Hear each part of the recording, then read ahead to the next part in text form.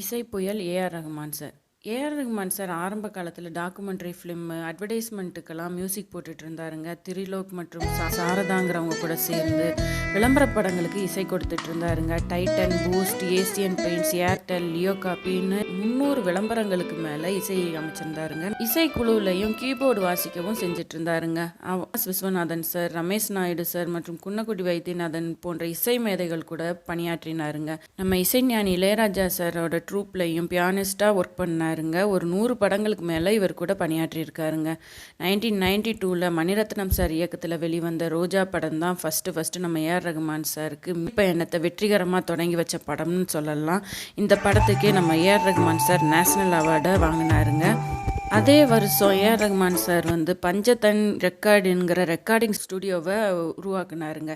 இந்த recording centre தான் ஏசியாவிலேயே மிகவும் தொழில்நுட்பமான நவீனமான ஸ்டுடியோன்னு சொல்லலாங்க. அந்த வருஷமே மலையாள படங்கள்லையும் புக் ஆகி ஏஆர் ரகுமான் சார் நம்ம தனது பயணத்தை வெற்றிகரமாக தொடர்ந்துக்கிட்டே இருந்தாருங்க. அடுத்து வர எபிசோடில் அவரோட வெற்றி பயணத்தை தொடர்ச்சியாக நம்ம பார்க்கலாம்.